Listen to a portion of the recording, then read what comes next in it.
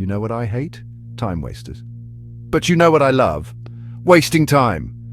Isn't that ironic? Anyway, let's do like you like and not do like I like. Let's begin. What you're looking at now is the site of Asuka. Asuka was the imperial capital of Japan way, way back. It saw the life and death of a dozen Japanese emperors and empresses, and gave its name to a period in Japanese history famous for its arts, crafts, culture, religion, and the odd bit of stealing stuff from China, which they have definitely not forgotten. The Asuka period, spanning from 538 to 710 AD, was a transformative era in Japanese history, marking the evolution of the Yamato polity into a centralized state.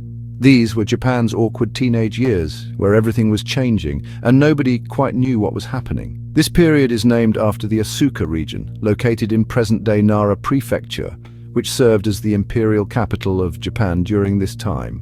This era was all about Japan trying to figure out its identity while going through a massive growth spurt. One of the most significant events of the Asuka period was the introduction of Buddhism in 538 AD. Imagine Japan as that friend who suddenly discovers yoga and becomes insufferably enlightened. Or me, when I discovered weed. This new religion had a profound impact on Japanese society, influencing everything from art and architecture to politics and right down to how people thought about life and death. The construction of grand Buddhist temples such as Horyuji and Asuka-dera started popping up like mushrooms after a rainstorm, showing off a mix of Japanese and Chinese architectural styles that screamed, "Look! Look at the thing I did! I've just set a trend that will last 5,000 years!" The Asuka period also witnessed major political reforms, most notably the Taika reforms of 645 AD. These reforms aimed to centralize power under the emperor, modeled after the Chinese system, because of course it was. Think of it as Japan looking over at China's homework and saying, "Can I copy your answers?" Land was nationalized, taxes were standardized, and a new administrative structure was established. These changes laid the foundation for the later development of the Japanese state and the beginnings of Japanese bureaucracy. Culturally, the Asuka period was a time of great artistic and intellectual achievement in the history of Japan. At this time in its history, Japan was a country almost obsessed with Chinese culture. But now, during the Asuka period, Japan started trying to outdo China at their own game. Literature, poetry, pottery, and sculpture flourished, with notable figures like Prince Shotoku emerging. Shotoku was like the poster boy for Buddhism, governmental reforms, and basically anything that involved looking wise while sitting under a tree. Despite coming to an end in AD 710, the Asuka period remains a pivotal chapter in Japanese history. This period reflected the dynamic marriage of local traditions and foreign influences that shaped the nation's identity. It's like me when I married my Chinese wife, and now I eat everything with chopsticks and chicken feet, but I do it while refusing to take off my kilt because she's taken everything but my skin, and I need something left of me to remember who I am. This was a time when Japan was just starting to get its act together and become the identifiable nation we recognize today. And while it wasn't always pretty, it sure was interesting. Although most of this imperial capital has long since been carted away to be reused elsewhere, there are some bits and bobs that still remain, such as these royal tombs, where the rich and wealthy buried themselves in the misplaced hope that nobody would ever dig up their gold and sell all their shit. Spoiler alert, they were wrong and the tombs are empty. Still though, a dead king once lived here. All that is gold is gone, and all that is gone was once gold. And also my tooth hurts because of the ice cream I just bit into. Unrelated, but not the point. During this period at Asuka, each new monarch would build his own new palace, upping sticks and moving a few feet left. And this is why almost nothing remains of the city that once sat here. They did this because it was considered a pretty bad idea to live in the same place as the old emperor, because of ghosts and stuff, as it is well known that the spirits of dead monarchs have an awful habit of sticking around to scare the absolute shit out of the new guy. And let's face it, if you were the new emperor, would you want to sleep in the same bed as the ghost of the old guy? His still alive wife, sure, but the ghost? Nah, mate, no thanks. I'm going to dismantle this and move it over there a bit. Rearrange both this furniture and your wife's legs to my liking too. During this city's prominence at the center of Japanese history, No less than 13 different palaces were built here. I'm sure, of course, that this was all very cost-effective and not a drain on the country's resources at all. After almost 160 years of rebuilding their palaces and wasting money meant for hungry people, the imperial city of Asuka was eventually abandoned by Empress Jito in AD 694 when she decided she was done with all this and moved the capital city north to Fujiwara-kyo. Interesting fact, Kyo in Japanese just means capital city. I know this because I used to live in Japan's current one, Tokyo.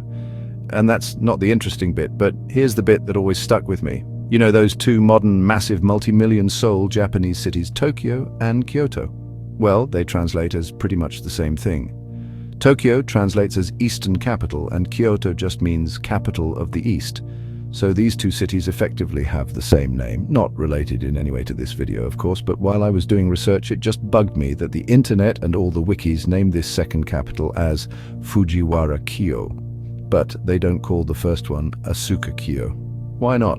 It's annoying me now as I type this script. If they were both capital cities, then why does only one of them get to have the kyo suffix included? I get annoyed far too easily sometimes. Now don't mind me for 20 seconds, but it's time to remind you all about today's sponsor, Hire, who are the world's best at customizing literally anything with your own design. Hoodies, cups, plates, vapes, whatever, and for only $38 you can have a sample of anything shipped to you anywhere in the world. Even Dundee, which is like a black hole sucking at the universe, so that's impressive. And sponsor over holy shit sticks. We do this fast, don't we? Anyway, back to Fujiwara-kyo. Empress Jito moved here from Asuka. Well, I say she moved north to Fujiwara, but that's embellishing it a bit. The new imperial royal city of Fujiwara-kyo is around 5 miles north of Asuka. If that. The empress could probably have chucked a slave from one to the other if she felt like it. Fujiwara-kyo was the imperial capital of Japan for the next 16 years, from AD 694 until 710, and so very much still part of what they call the Asuka period, because bollocks to giving a new period name for the sake of 16 years. Fujiwara is notable as being Japan's first planned city. It was built in a grid pattern inspired by the Chinese cities across the sea, because Japan hadn't yet finished copying that homework, and lucky for them, the teacher didn't notice. The city covered an area of approximately 5 square kilometers, which back then probably felt like the medieval Japanese equivalent of moving to a sprawling suburban McMansion.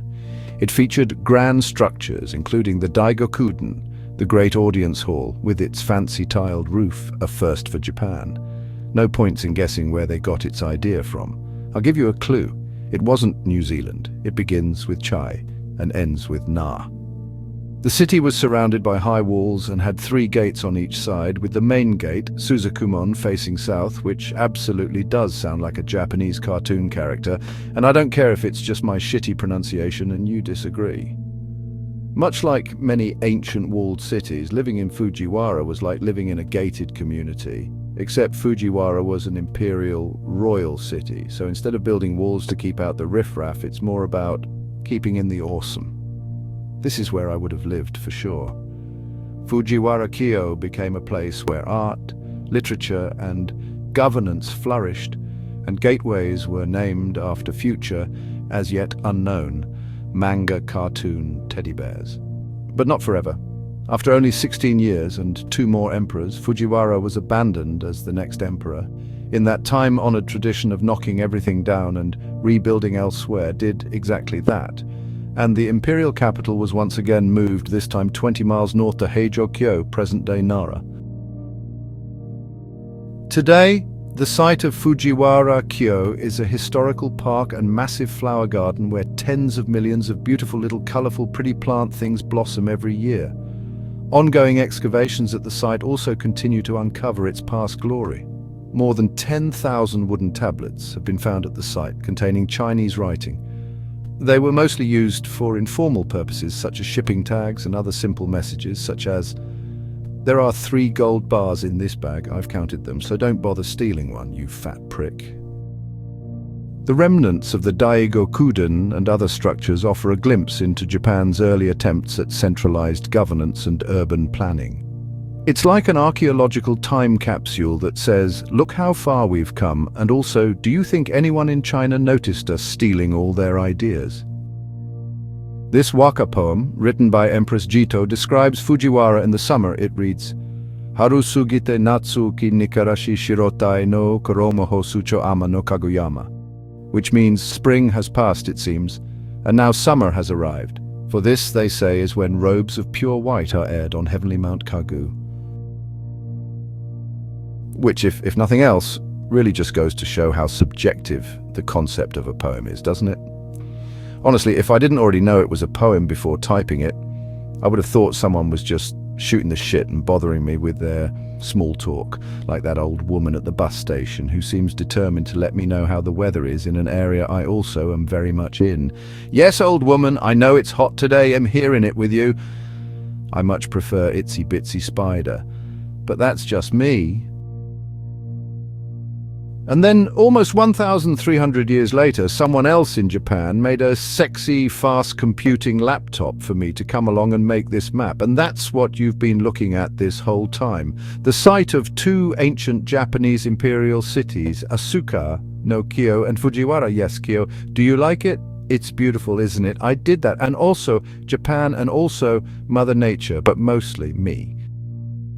As always, this map was made for the game Cities Skylines 2 because I want to reimagine history and build my city here. What if these ancient capitals had never been abandoned? How would they look now? If you also must know, then follow the link below to grab the map and find out.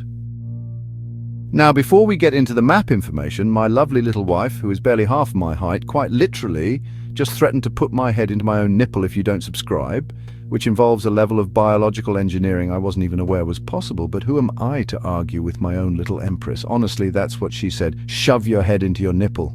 Those were the words that came out of her mouth. Just like, what the fuck, man? And don't forget my Patreon, that's in the link below too. Right, I think it's about time for the map information. Here it is. Climate -5 to 33 degrees Celsius. Buildable area 62%. Outside connections, road, rail, shipping, air, power. Natural resources, wheat 165 square kilometers, forest 216 kilotons, or 232 kilotons, oil 157 kilotons, terrain very flat in the north and very hilly in the south. And that's all, ladies and gentle ladies. I'm off until the next time. If you're still watching by now, then God bless your little cotton socks. I love you intensely. Peace, love, and Nippon. Otsukara-sama desu ka. Goodbye.